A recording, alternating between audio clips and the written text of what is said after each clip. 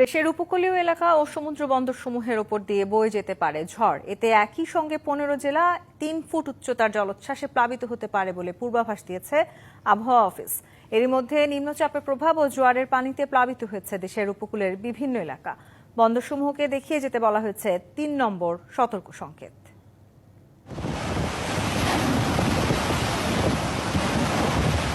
বৈরী আবহাওয়ায় কক্সবাজারে উত্তাল সাগর, ঢেউয়ের তোড়ে টিকছে না সৈকত রক্ষায় স্থাপিত জিও ব্যাগও, বিলীন হচ্ছে ঝাউবাগান, ভেঙে যাচ্ছে মেরিন ড্রাইভ সহ পর্যটকদের সমাগমের বিভিন্ন পয়েন্ট। এছাড়া জোয়ারের পানিতে প্লাবিত হচ্ছে উপকূলবর্তী এলাকা সহ শহরের নিচু এলাকা।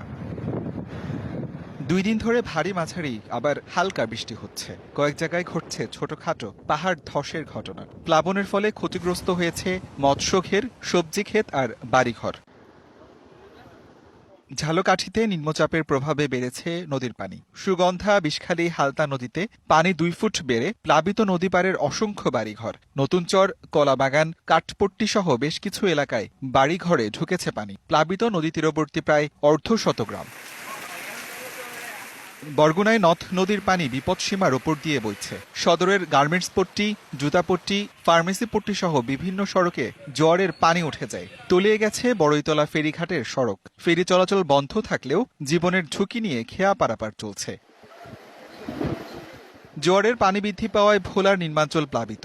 সদর উপজেলার রাজাপুর, পূর্ব ইলিশা, কাচিয়া, শিবপুর সহ জেলার মনপুরা, ঝালচর, কুকরিমুকরি ও কলাতলি চরের নিম্নাঞ্চল প্লাবিত হয়ে হাজার হাজার মানুষ পানিবন্দী হয়ে পড়েছে।